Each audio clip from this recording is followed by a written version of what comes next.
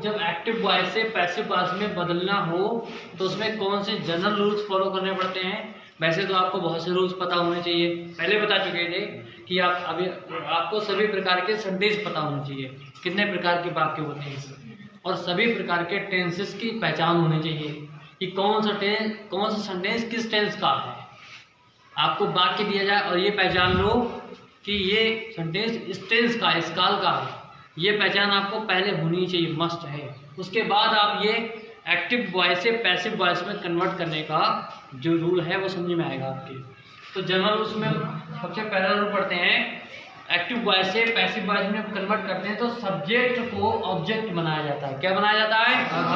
इसे सब्जेक्ट को, यानी एक्टिव वॉइस का जो सब्जेक्ट होगा पैसिव वॉइस में वो ऑब्जेक्ट बनेगा, और ऑब्जेक्ट जो होगा एक्टिव वॉइस में, जो ऑब्जेक्ट होगा वो सब्जेक्ट बन जाएगा।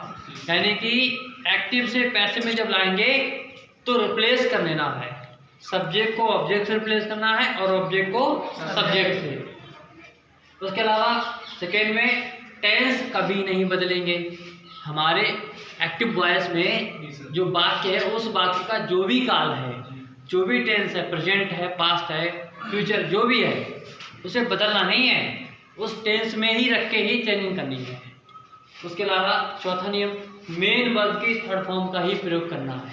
किसका प्रयोग करना है? मेन वर्ब की third form, only third form, सभी प्रकार के टेंसेस में।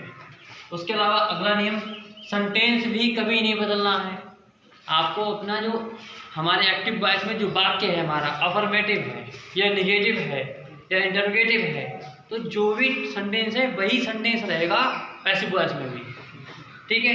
इसके अलावा बाई का प्रयोग भी जनरल रूल्स में आता है, लेकिन वो सामान्यतः कभी कभी कुछ टेंसेस में नहीं लगता है। बाई के द्वारा जो ऑब्जेक्ट का प्रयोग होता है, बाई लगता है वहाँ पे, के द्वारा मीनिंग देता है ये। तो हमने यहाँ पे एक एग्जाम्पल लिया कम शब्दों का, इसे अच्छी समझ में आया, राम हेल्प मी। तो इसमें राम जो है वो सब्जेक्ट है इस टेंस का, सेंटेंस का, हेल्प है इसकी वर्ब, और मी जो इसका ऑब्जेक्ट है।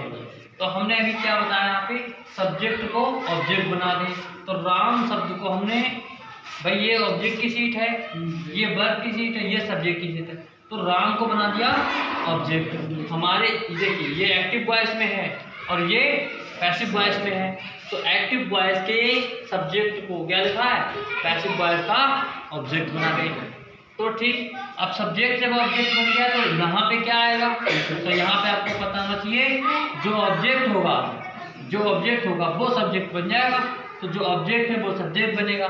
लेकिन आपको यहाँ ध्यान रखना पड़ेगा, अगर यहाँ पे नाउन शब्द प्रयोग होगा, संज्ञा शब्द, मतलब जैसे कोई वस्तु का नाम है, बुक लिखा है, टेबल लिखा है, ठीक है, व्यक्ति का नाम है, तो वो तो सेम रख दिया जाएगा। लेकिन जो प्रोनाउन होगा उसे बदलना पड़ता है। प्रोनाउन को ऑब्जेक्ट, उसका जो सब्जेक्ट बनता है उसकी चेंजिंग यहाँ पर हमने आपको सीट दी छोटी सी।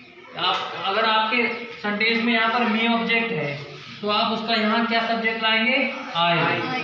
अगर यहाँ पे आपके मी नहीं हिम होता तो आप यहाँ जो सब्जेक्ट लाएंगे वो ही लाएंगे। इसी तरीके से हर होगा तो सी प्रयोग करेंगे, डैम होगा तो दे सब्जेक्ट बनेगा, अस होगा तो बी सब्जेक्ट, यू होगा तो यू ऑब्जेक्ट। ये आपको यहाँ ध्यान रखना पड़ेगा। नाउन शब्द होगा तब कोई बात नहीं है, तब सीधे आप वही शब्द यहाँ प्रयोग करेंगे। जैसे द बुक होता है यहाँ पे तो द बुक यहाँ पे दिया जाता, इंग्लिश होता तो इंग्लिश यहाँ पे जाता। तो ये हमने वो सेंटेंस लिया है जो सिंगल ऑब्जेक्ट का, डबल ऑब्जेक्ट का भी सेंटेंस होता है वो बाद में बताएंगे, अगली वीडियो में बताएंगे। तो राम ऑब्जेक्ट बन गया है और मी का जो सब्जेक्ट होता आई उसे हमने यहाँ पर प्रयोग कर दिया, ठीक है।